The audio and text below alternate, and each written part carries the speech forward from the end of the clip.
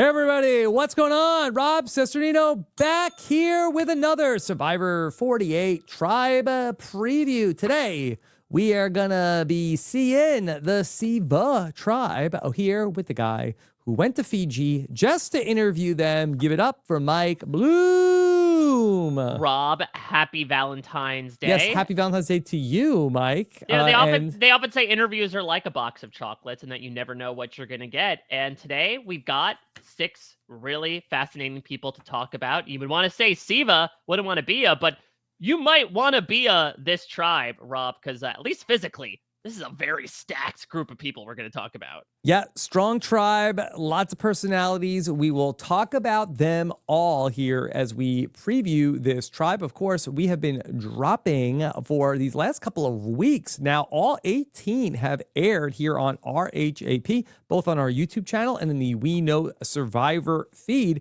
So you could hear any of these interviews. If we happen to pique your interest on any of these players, you can go back and listen to their full interviews with Mike Bloom. Then we will be talking about all 6 of them today. We will also be talking about some of their interests in terms of who they are thinking about working with and how many overlap with people that are here in this tribe to get a little bit of a sense of how the tribe is going to go. So looking forward to that. We've also done previews of the other 2 tribes as well, which you can find in the same place here at We Know Survivor. All right, Mike, how you doing today? Happy Valentine's Day to you. Thank you. I mean, this does feel odd, you know.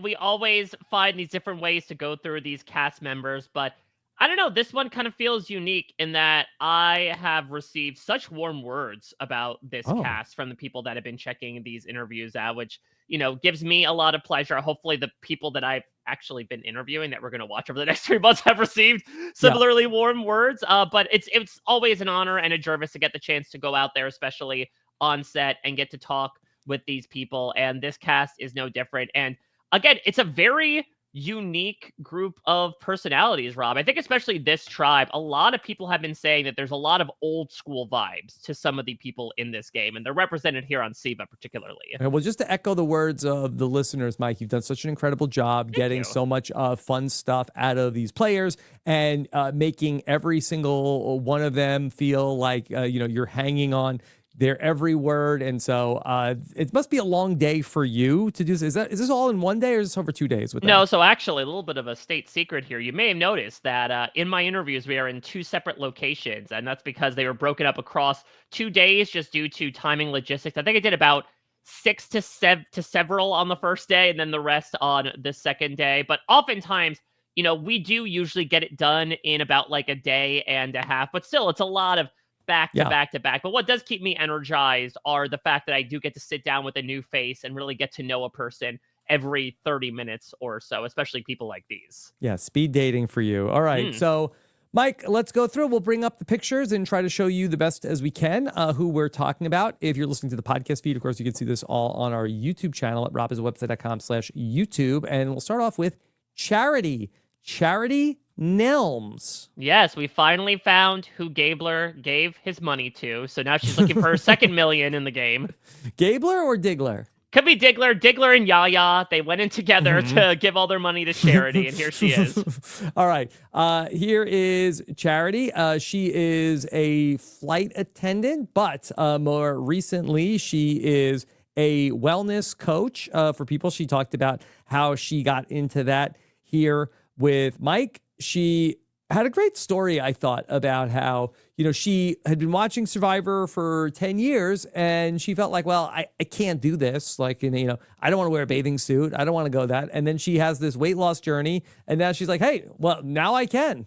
Yeah, it's a really interesting lens that she looks at with this game is making up for lost time. That she had always wanted to do it, but for many reasons did not feel comfortable enough to do so. And now that she is, she's like, great, I'm kind of playing as the most fully realized version of myself in this moment. And so I am going to really seize all 26 days here to the point that, she talks about that at the end with me of, yeah, I'll look for advantages. Yeah, I'll look for idols. Yeah, I'm not afraid to speak my mind, to be able to call together what I want to. Yeah, maybe I will be a villain. We need villains nowadays. And so I think Charity, which will also be very fun. It's like calling a big guy tiny. It's like having someone named Charity become the villain of the season. Yeah, she Said she really does like villains. She says Q's not even a villain. Russell Hantz is the GOAT, so maybe she could be the villain. I mean, you could argue in Heroes versus Villains, he was a GOAT. That is for sure. Sure. She loves Tony the Rat. Tony the Rat. I will say maybe the impression needs some work. I don't know if everyone can be on your level, Rob. She did her own, because I think she's from Michigan or Minnesota, I want to say. So she did sort of like the Nicole Franzel crossbred with Tony with, I'm sitting in my spy shack. Right. She loves Jane Bright, and she said Jane Bright for Survivor 50. I saw Jane Bright not too long ago, and she was very into it. We were talking about how she watches in the sauna.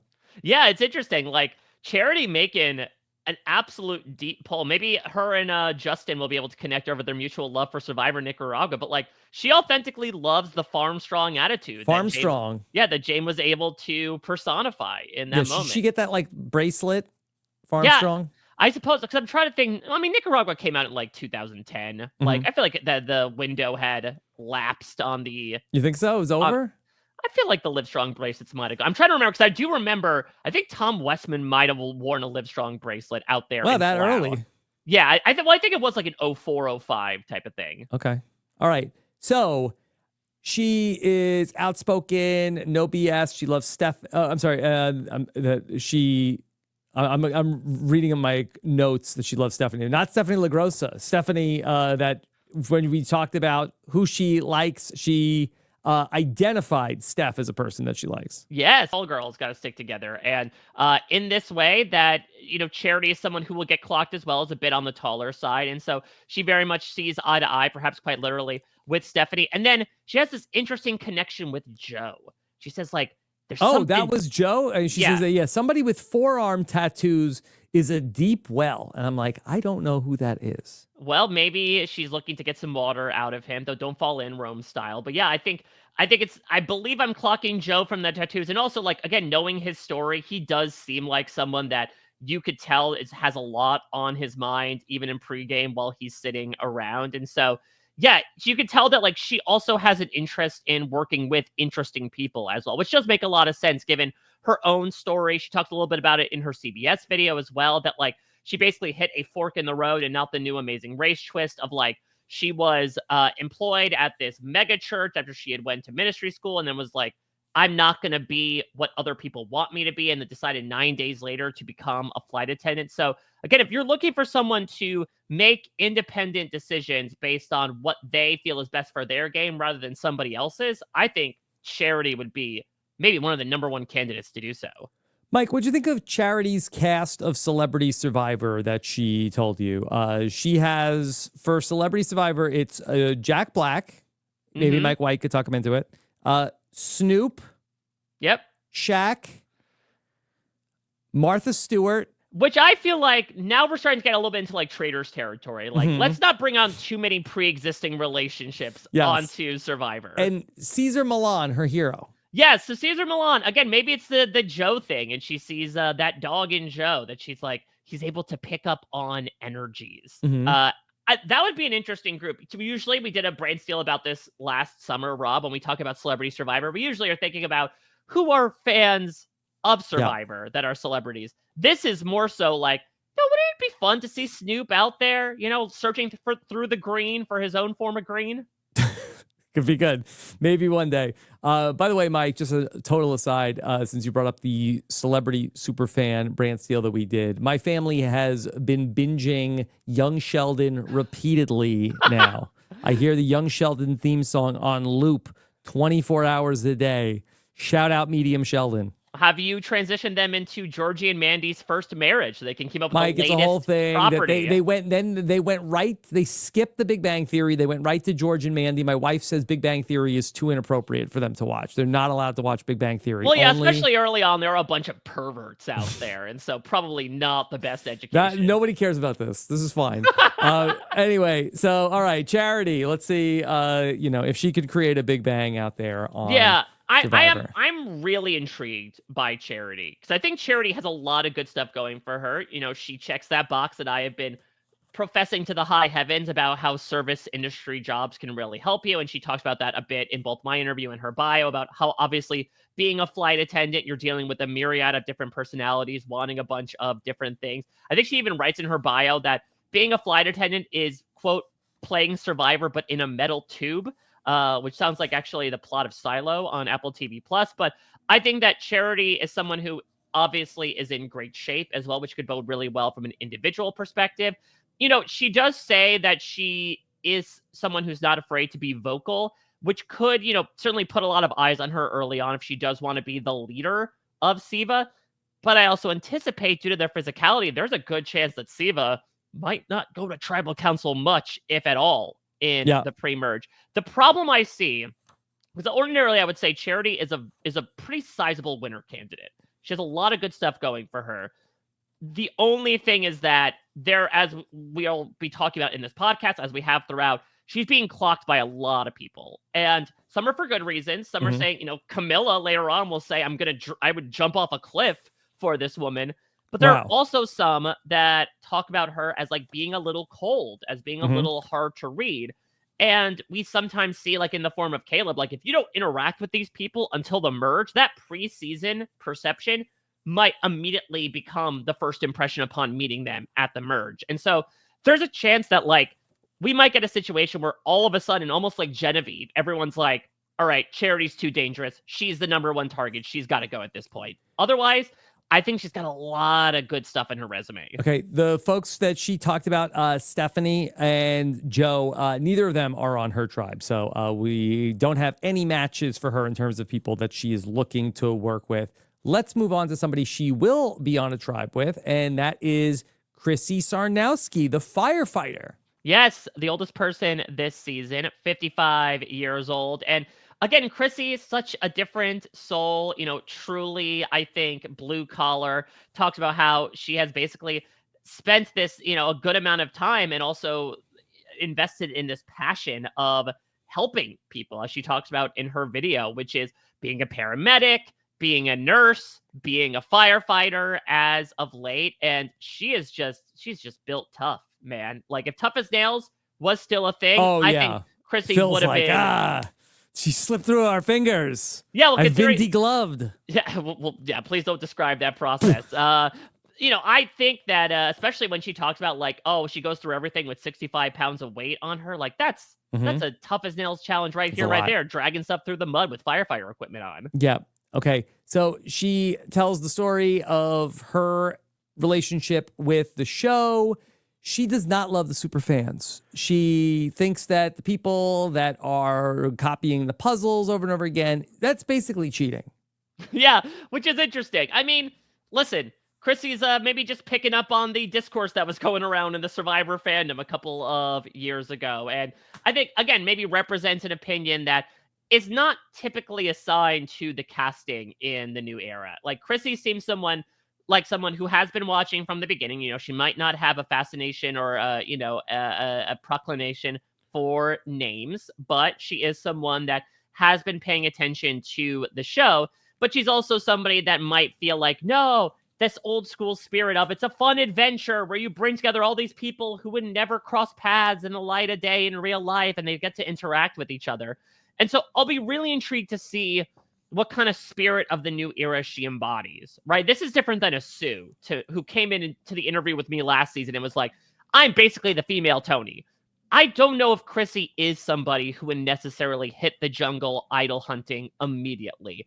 She might be the person that would be more likely to just kind of stay back at camp, get a feeling for what's going on, and build this familial dynamic amongst the people around her. Yeah, I think that her social game is going to be a big part of what she does. She wants to be the cool aunt.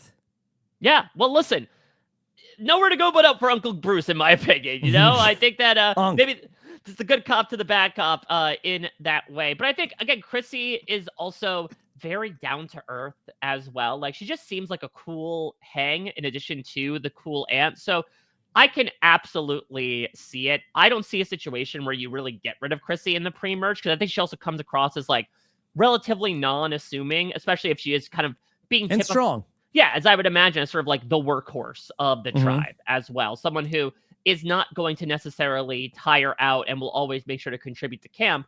If you see that and you see that she's not necessarily doing anything to make her a huge strategic threat, why beat her when you can join her at that point? Okay, Chrissy, her likes, the people she was vibing with, beard guy, Shaheen. Yeah, she was getting a good vibe from Shaheen and Cedric as well. Cedric, too. Neither of those people are going to be on her tribe. But her dislike, such a polarizing person, snooty blonde, sounds like Stephanie to me. Yeah, so the story that Chrissy told, right, was like somebody tripped. Chrissy said, "Are you okay?" And apparently Stephanie shushed her because they're not allowed to be talking. So there's a rule follower, you know, it's a classic white collar, blue collar situation. All right, there's Chrissy. Anything else on Chrissy, Mike? No, I don't believe so. Again, shout out to Yaya. Absolutely love it. With the winner of Carolyn season. Yes, exactly. So just drop the M, keep the YA, I suppose. Sure. Let's talk about somebody who has, of course, made a lot of waves since he was revealed. It's David Kinne. And Mike, I thought that David was actually a lot different than I expected in the interview with him. I kind of expected just like total meathead bro. And I found David to have a lot more depth than I was expecting. Well, this might be a very surface level comparison, Rob, but maybe it's just because I've been seeing him a lot on NBC. I feel there's a lot of comparisons, maybe not gameplay wise, but between this David and David Jennett from Australian Survivor and also Deal or No Deal Island, in that I think he has, to your point, this big physically demanding presence, but like he's got a personality as well. And I think he's someone who is going to be very fun in the confessionals because already he is not afraid to cut a soundbite about how good he is. Yeah, he's,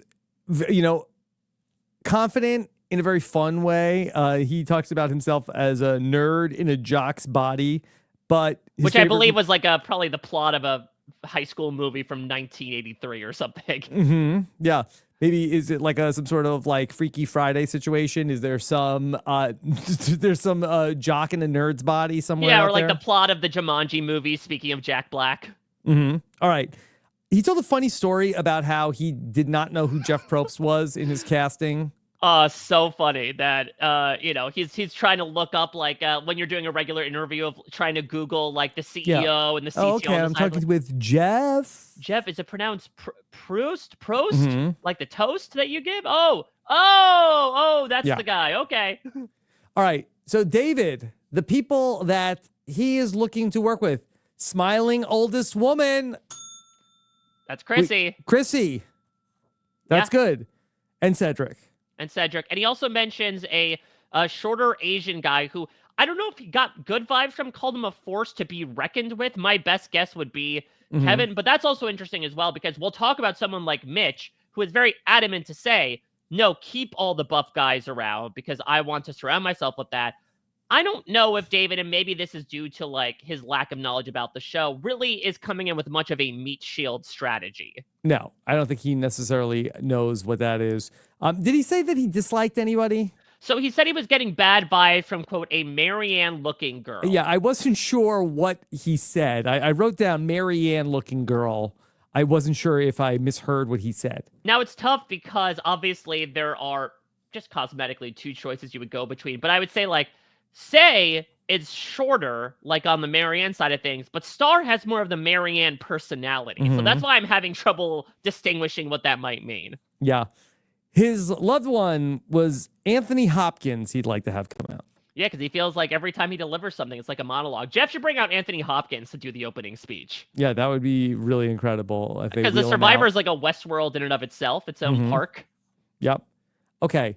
Anything else on David, Mike? Yeah, I mean, again, David's such an entertaining, I'll say arrogance, because he mentions arrogance. He says it's an asset. He says something very fun in his 1-minute video.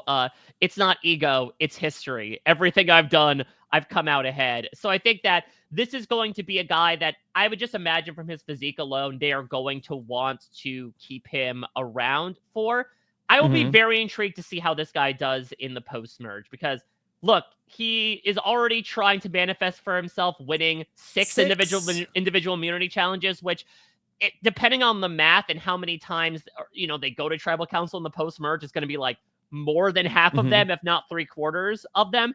But I mean, being a physical presence does not necessarily automatically mean you're going to get voted out in these early slots. Look at someone like Jonathan Young, who David compared himself to, who was one fire-making challenge away from making it to the final 3. So it could be a matter of like, if people realize that David is not as on the up and up about the show as other people, that actually might make him less threatening, right? That was the sort of conversation about Kyle last season, was like, do we really need to get rid of him now? Because eventually he will lose a challenge, and he gives all these percentages.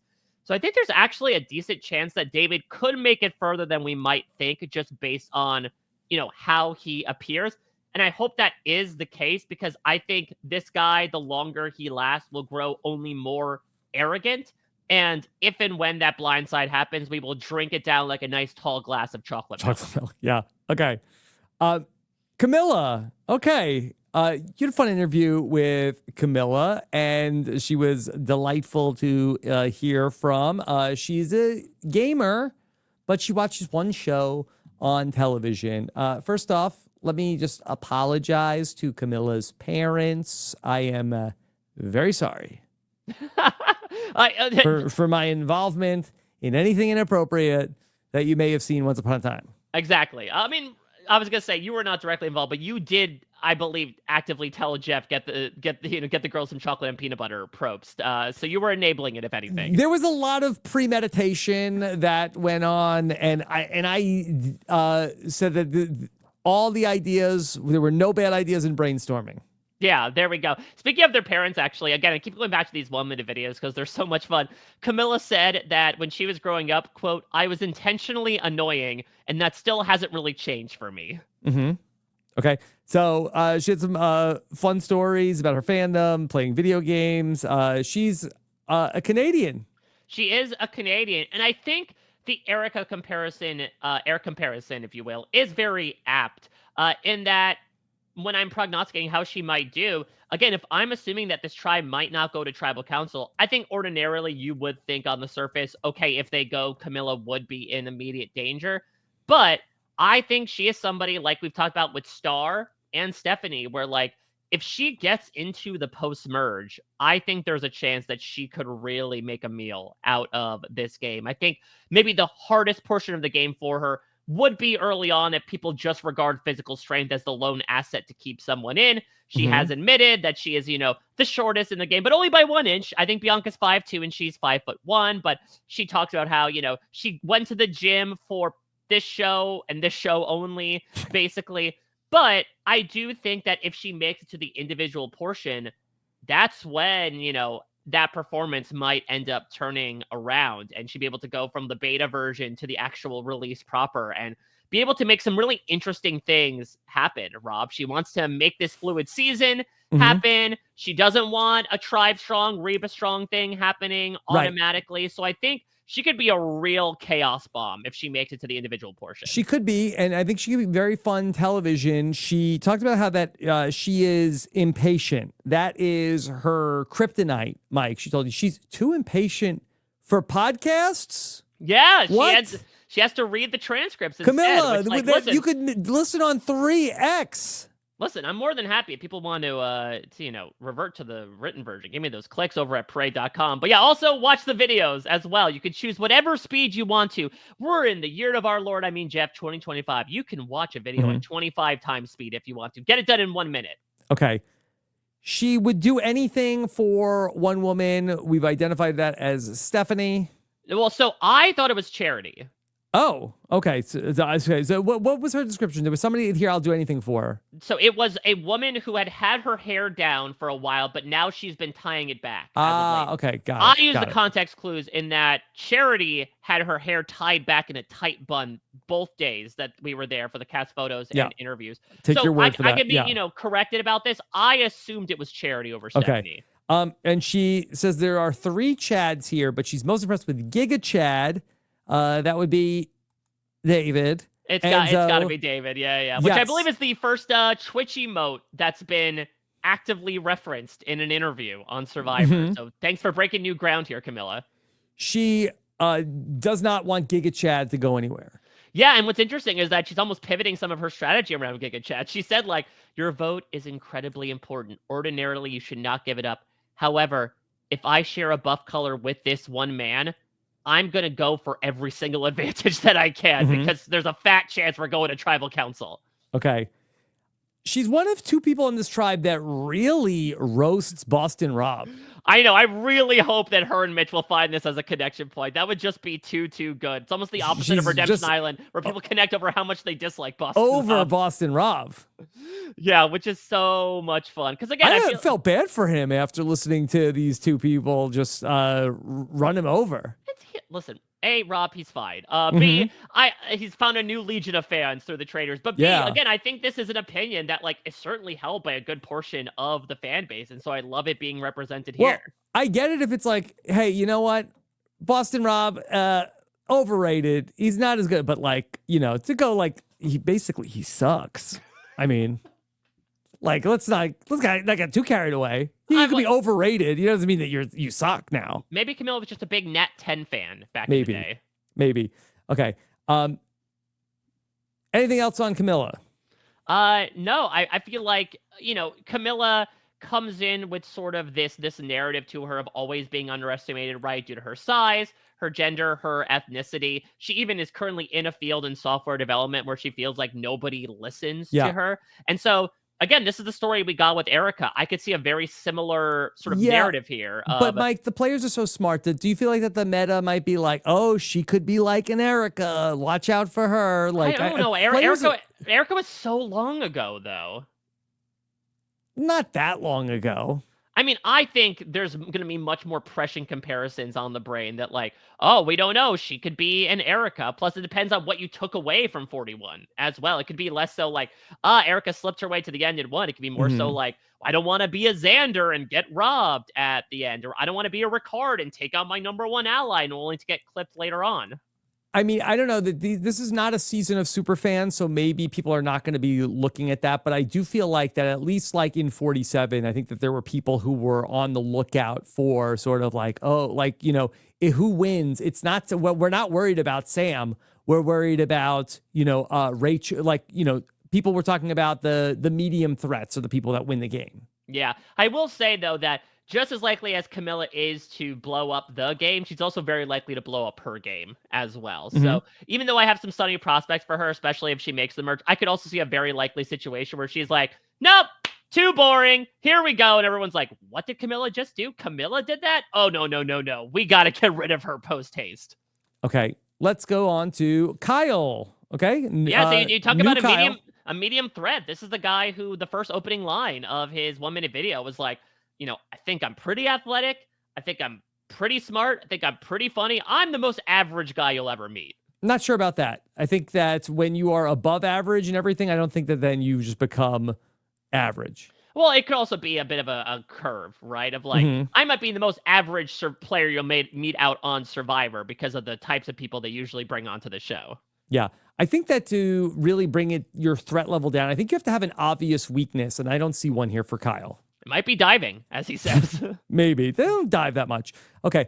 He found Survivor during COVID, that they were watching Winners at War, and he moved in with his girlfriend's parents. And so that's how he found the show. He really loves Survivor Millennials versus Gen X. He has some hot takes about that. Yeah, I don't know if he just watched it before coming out, because he said that he really vibes with Jay. He feels like Jay was incredibly underrated, and his hot take was that Adam was not the best player of the season. He listed about half a dozen people that he thought were better players than Adam. Hey, Adam, you and I finally have something in common. Great, Rob. Are we married? All of these, you don't think he got coached by Adam Klein, and then he's like, hey, ooh. Adam's like, when you go out there, trash me so no one knows. That's my secret symbol. That's the Carol Burnett tugging on her ear. You slam me. Okay. He loved a quote from Dr. Mike. This is what I love about that question, too, is that, especially this season, I feel like obviously, we got a couple of mentions of Eric giving away the necklace or these other types of moments. But then you have, like, Shaheen saying Ozzy bidding 420. You have Stephanie saying Parvati's first confessional ever of, is that kosher? And then Kyle with, like, he has a ferocity that transcends this game. Hey, Kyle, call me. Yeah. I hope not. All right. So, yeah, he loved that. Okay, so let's talk about the people that he likes. Tall or blonde? Getting good vibes from Stephanie. Everybody has a strong opinion about Stephanie. I think Stephanie really did stick out, as we talked about. I think she just has this like really unique vibe to her, and as she spoke about it, it really interestingly masks this very calculated corporate persona that will be very fun, hopefully, if she makes it to this individual portion. And she has all these people that are looking to work with her. Okay. He talked about Clark Kent. Mike, who is Clark Kent in this cast? Well, who's Clark Because the only Kent? person with Clark Kent glasses is Cedric. Well, I don't think it's less so about Clark Kent, and it's more so about the comparison to his alter ego. Interesting. Okay, so you think he's talking about David? I think he's talking about David. Yeah, I think he's that's the Superman comparison happening. Maybe Kyle's just recognizing him in civvies. He's doing what the rest of people in Metropolis couldn't do. Yeah. Okay. I mean, I feel like if you call somebody Clark Kent, they got to have glasses. Well, I think maybe it's also that David has a little bit of like the coiffed hair, which I guess maybe Superman more so had with like the one little curl in front. Mm-hmm. Okay. All right. So that David is on Kyle's tribe, so he will be there.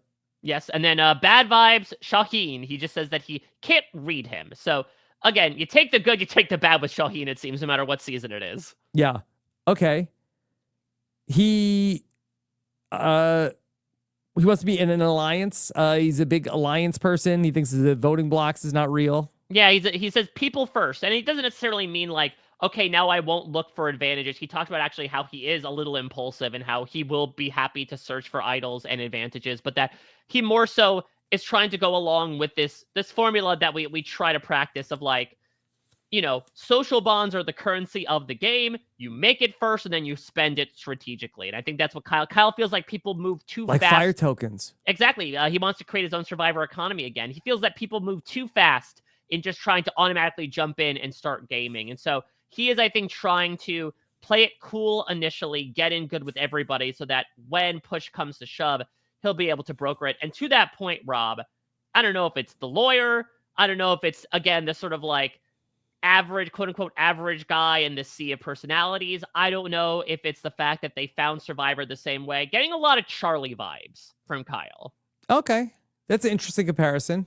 Yeah, because I think that, again, Charlie was somebody who was able to kind of weather the sea of the multitude of personalities and, you know, polarities around him. And I think Kyle's a very mild-mannered person that would be able to do the same. Yeah. Okay. We got one other person in this tribe, and it is Mitch. Okay.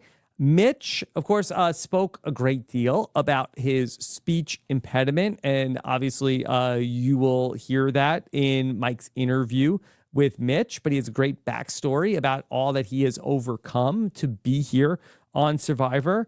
For the second time in this tribe, I got to apologize to somebody else in this tribe. Mitch was very inspired by Christy Smith. Yes, a lot of throwbacks to the Amazon, Rob. And you had Stephanie talk about how it was, a mid-season. Now you have two people who have it as one of their core memories. So it all balances core out. memory, loves Christy. Okay. I thought it was, he said, you asked him, who's your favorite winner? And he started off like, well, this is going to be a little controversial. And then proceeded to say that Todd is a really good winner and had a very good final tribal council. I mean, again, depending on how tuned What was the controversy? I mean, it depends on how tuned in you are to the fan base. Maybe he thought that he was already prepping his hot take of like, I'm not saying Boston Rob or Parvati or Sandra or Tony, therefore it's a hot take. When, no, the deep sea of the Survivor internet has some very good takes about Todd Herzog. Yeah, absolutely. Okay. All right. He talks about vibes, okay? Girl with the slicked back hair, okay? That's going to be Charity. Yeah. He was a like or a dislike for him? It was a like. He said she was very flirty, very confident. Okay. And beard guy. Shaheen looks so excited to be out there, not realizing that he was actually out there for a second time. Yes. Okay. He says he wants to be the center of attention. Yeah, and so he also then kind of adds on to it that he is looking at the physicality of this cast. Now, Mitch is also in incredibly good shape. He says he's in the best shape of his life, particularly from an endurance perspective. He's ran like a marathon recently. He did a half Ironman. And so he picks up that there is a very good chance that if the merge hits, or when the merge hits, we should say, he is going to get all eyes on him as a physical and social threat. And so he is already at the meat market here, Rob. He is already priming out some cuts that he wants to surround himself with in the hopes that they will kind of get grabbed at over him when it comes to getting rid of these big threats. I mean, it makes sense. Okay. And then he would most like to see, as a loved one, his famous person to come out to visit him would be Serena Williams. Is that what Kendrick Lamar wished? Yes. Is that how she ended up making a cameo at the Super Bowl? Yeah, I should have released my preseason interview Is she going to crip walk out to see him? I mean, that would certainly be tough to do on the sand, but all the power to her. But yeah, I hope Mitch had a great time with the halftime show after getting to watch her surprise appearance. Okay. We're not talking about SZA, we're talking about Civa today. Yeah. Is everybody going to get the Civa prize? Yeah, exactly. Put the V in Civa. Okay. All right. Mike, we got to try to figure out how this tribe is going to sort itself out now that we've talked about all of these players. And this is a tricky one. It's interesting because this is probably the tribe out of the most of them that had certain vibes about each other. It's also tough because, again, if you have the assumption that they're not going to go to tribal council early on, that's a lot of time for different dynamics to develop. And that could work for and against people. There are some that I would deem pretty much like automatically safe in the pre-merge, barring some unforeseen circumstances. Yes, I would say those are Chrissy and David. Okay, Chrissy and David. Yeah, I think that they're going to work together, and I think that let's put them at the core of the tribe. Okay. Yeah, because I would also imagine if you feel that they are the safest in this group, then you would probably want to utilize them the most as sort of constants in your voting plan. Okay, Chrissy, the firefighter, David, the stuntman. Yes. Okay. Where do you see Charity in all this? I see Charity in a pretty good place as well. I could see a situation where if Charity does decide to speak up towards the beginning, she gets some side eye towards her. But again, it seems like everyone kind of wants to get in good with Charity. And I feel like once they get to know her as well, I think they're going to fall as much in love with her as apparently Camilla already has. Right. And who does Charity like? Farmstrong. I think she's going to dig Chrissy.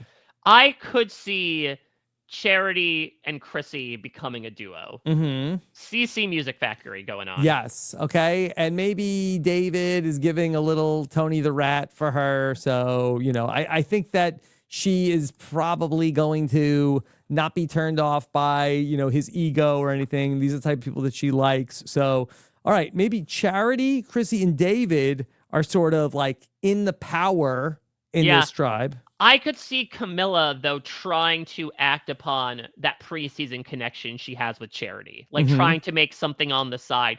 I don't know if Camilla, I'll be intrigued to see the conversation that she'll try to strike up with Giga Chad. Obviously, he's incredibly important to her plans, but it'll be very intriguing, which is the whole concept that Chrissy's talking about, to see will they be able to get along as people, let alone as possible alliance members together? Yeah. All right. I mean, no, I don't know, actually. She's a software engineer. David is a big PC head. So actually, they might have a lot of stuff to talk about the more I think about it. Okay, so now we have Kyle and Mitch that we haven't really placed. Yeah, so I want to talk about Mitch for a second here because obviously he has an incredibly unique story. And I mean, it's something that we spoke about as well, just sort of calling it out that you have an incredible narrative that brought you onto this beach in the first place after 10 years of applying. How much is that going to work for and against you? And I think, in terms of the pre-merge stuff, I think it will work for him. I think Mitch is going to be an incredibly friendly guy. I think people will be incredibly eager to hear his story. I think he brought up a good point in my interview that, he feels the more that he opens up about what he went through, the more it will inherently open up other people as well. And then maybe that will sort of broker a strategic agreement. Not to also mention Mitch will most likely be an asset in challenges as well. I think the big difficulty for Mitch is going to come in the post-merge. I think that's why he's already preparing for it, right? That's why he says, surround me with as much meat as possible. There's a chance that he's going to get cut towards the end because nobody wants to sit next to him at a final tribal council. The thing is, there's a chance that, if Mitch is as physically adept for this game as he has been preparing himself for, there's a chance they might not be able to get rid of him. He might run the table at the end. Mike, with a tribe such as this, where we have like so many strong players, this was actually a factor last season on Tuku, where because they had a lot of strong players on their tribe, they were able to vote out a TK, where probably the other tribes wouldn't have made that move. Is it possible that a David could be like a first casualty from this tribe? I would say yes, if David is more externally braggadocious like he is in some of these interviews and in some of these sound bites. Now, I think David has enough sense to know how to contain the ego a bit. I mean, the man is used to working around Hollywood sets. He kind of knows how to behave if you want to get what you want at the end of the day. But if he goes like full Emmett from Australian Survivor and just starts saying like, yep, I'm calling all the shots right now, despite the fact that he has admittedly seen probably the least amount of Survivor out of any contestant in the new era, then that could absolutely set up this tribe to say, we're too tired of him. He's going to take a hard fall, much like he's used to doing in his daily life. We haven't talked much about Kyle. Where do you see him fitting into all this? I see Kyle as this, like, again, maybe it's the Charlie comparison, but like as probably one of these pivotal swing votes. I don't know if he's like full glue guy, but I could see Kyle as somebody who's in good with everybody, though I don't know if he'll like find a rock solid ride or die number one in the way that Charlie did with Maria, but like he's someone that you could bring in for a vote if you need another number. And so I also think that Kyle would be relatively safe, barring like he doesn't act on his impulses and like completely, throw himself into the spotlight for doing something to mess up the tribe. It's a really good point about Tuku, Rob, that we, especially in the new era of 3 tribes, only 6 people apiece, we ascribe a lot onto physical strength in the pre-merge. That might not be the case. If Kyle, the quote-unquote teacher, gets thrown onto a puzzle, and he told me in the preseason, I'm not good at puzzles. In fact, I steered away from practicing puzzles in the preseason, and he botches it. Like, again, this is a very physically strong tribe, but if they're like, Kyle's giving us nothing in the puzzles, that could be a reason to get rid of him. Well, yeah, I think that could be the one bugaboo for this tribe. I think it's really going to come down to Camilla being the puzzle person. And she didn't really mention anything specifically about puzzles. Just making the leap of her being a gamer to be, but it didn't help Rome to be a gamer and then do the puzzles. So, I mean, it doesn't matter how fast you get done with the physical part. The puzzle is going to be the great equalizer. So, we'll see if they're going to be able to knock out the puzzles. Yeah. All right. So, Rob, we've talked about this with the other 2 tribes. Who do you think from Civa will make it the farthest this season? This is a tough question, but I'm going to say Chrissy. I think that's a very good pick. I could see, in fact, I could see a world where Chrissy makes it to the final tribal council. Because, again, especially if she comes across as kind of unassuming as the way that she did, so jovial. I could see, especially if we are going with the meta of the new era where it's essentially big game hunting and sniping people out, bam, bam, bam, bam. Maybe there's an opportunity where almost like Charity's beloved Jane Bright, people are all like, everybody loves Chrissy. Chrissy hasn't wronged anybody. We've got to take her out. But I think she stands a fair chance of going far. I'm a little nervous because I've been saying for years that I feel like firefighters, it's not a full 5-hole, but like they have a leg up in fire making challenges because they understand the natures of fire. Chrissy opens her 1-minute video by saying, I know how to put out fires. I don't know anything about making them. So yeah, I don't know why we necessarily make that jump that every firefighter is good at making fire. I mean, their day-to-day job is about like how fires grow. And so I think there has to be at least some but there's like knowledge. That's like, I feel like that making a little fire out of like kindling is not necessarily the same like principles as like a building is on fire. I would also put Charity in this category as well. Again, I could very much see a world where people are like, Charity has this game wrapped around her finger. She's way too dangerous. I'm not picking up good vibes from her. We've got to get rid of her. But I really do think she is somebody who will be able to make, I mean, again, not only as a flight attendant, but as a fitness coach, she is a master of like making these one-on-one relationships. And I think that's something she could really excel at. So if she is able to evade the targeting long enough, I could see a situation where people are quite literally giving money to Charity at the end. Okay. All right. Mike, anything else from Civa? I mean, I throw Kyle in there too. Again, I think Kyle, you talk about the medium threats, you talk about, picking off those that are the superlatives, right? The best at this, the best at that. And so Kyle is somebody that I could see you blink and you open your eyes from the final 10 to like the final 5 and you're like, "Oh my god, Kyle is still there." Mhm. Though, again, if people are seeing Charlie comparisons with Kyle the way I am, that's not going to bode well for his chances, because now people are going to be like, they let Charlie slip through to the end of the game and he didn't win, but people thought he should have. Could they feel a similar way about Kyle? Yeah, I don't know if they necessarily make that same exact leap. My only concern with Kyle, I think he has a very impressive resume. I just wonder, and you met him out there in person. That do you get the sense that he is especially outgoing? I mean, he certainly was a very smiley, warm presence when I got the chance to speak with him. I think he is very personable. I mean, look, he is an attorney. I think he has to deal with clients of sort of all shapes and sizes. So I think he can go along to get along. I don't think he's necessarily like a withdrawn introvert or anything. Yeah. No, I thought maybe he could be like a little reserved with these quirky characters. I mean, he also might be in this mold of like, to your point, these are people are all, getting enough rope to die later on. Like, let me just Mhm. hang back right now and wait for them to take Yeah. themselves out of the game, and then I'll take charge. Okay. All right. Mike, there you have it. There is Civa, and we've done it. We've talked about 18 players and 3 tribes once again. And kudos again to you, Mike, for the incredible content, the hours and hours of preseason content that you've graced us with. Oh, the pleasure, seriously, was all mine. I've said this before. I said this in the audio versions of these interviews. This is one of my favorite things I ever get to do. Just getting the chance to like sit down and talk with these people before they become players and getting to know them before any of the guises of the game Yeah. and the elements end up, transforming them into a different person we might see on the show. It's just cool to shoot the shit with 18 new friends that we're going to get to know over the next 3 months. So again, I'm so incredibly grateful to you, Rob, for always giving me this opportunity, to CBS for letting me go out there, and of course to these players for volunteering so much of their time, their energy, and ultimately their story to me, so that all of these people out there can get to know them before the big day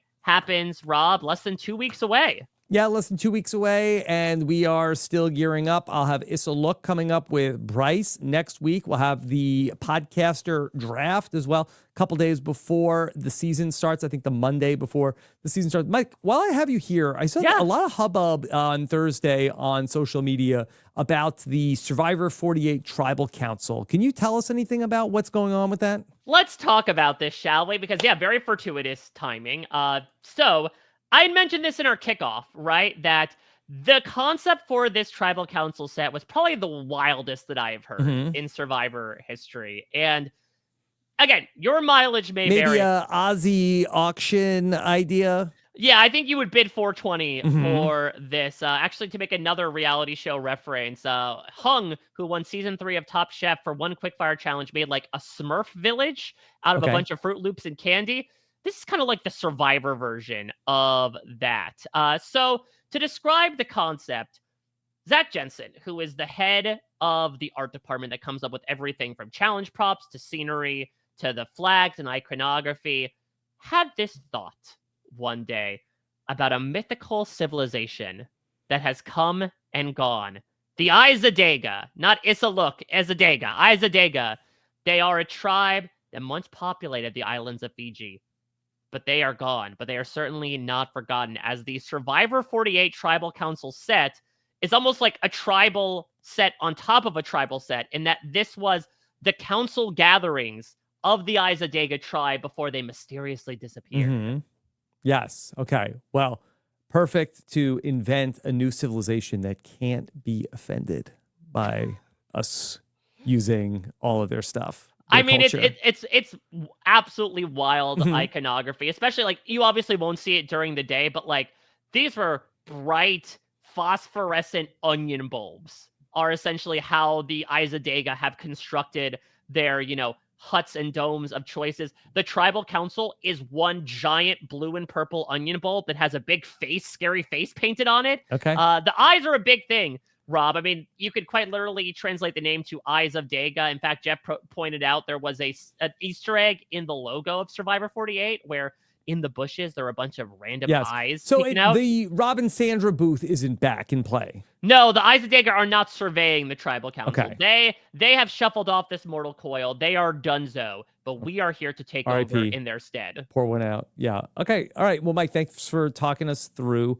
all of that. Of course, make sure you keep it right here in our Survivor feed for everything else we have coming up here in Survivor 48. We know Survivor.com. Mike, what other exciting things are you working on? So again, if you haven't checked out the individual interviews and your fancy got properly tickled by our tribe previews, they are available for you not only in audio form, not only in video form, but also in written form over at parade.com. Camilla, we got it for you. There you go, just for you, Camilla. But I also have a couple of roundup posts that I've been doing from the preseason as well. I've got one more coming out where, Rob, you talk about the likes, dislikes, good vibes, bad vibes, whatever you want to say. I'm doing a big roundup of who everyone clocked for either good reasons or not so good reasons, so that people can do their own sort of Punnett square logic puzzling to figure out who might work together and who might not.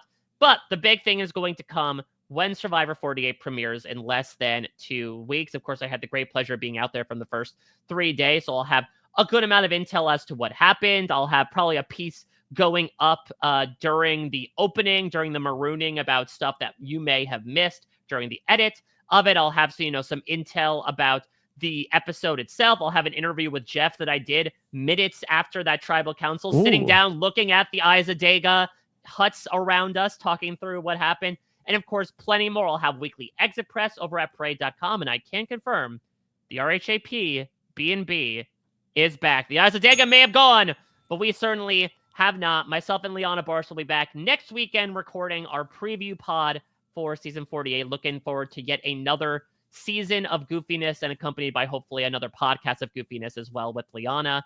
And then, Rob, I can also make an announcement too. Yes. Doing a little bit of double dipping this time around, because we're doing things a little different on Australian Survivor. As Jonathan LaPaglia likes to say, Shannon Gus is doing episodic recaps this time around. Almost know-it-alls-esque. Right after the episode, quick takes about the action that we saw, and I have the great pleasure of being one of the weekly hosts there. There's going to be 3 of us. It's going to be Chappelle, Puya, and myself. One of us each on an episode, getting on with Shannon right afterwards, talking through our reactions to surely what will be a lot of calamity to follow. So excited to cover AU in a larger capacity with Shannon as well.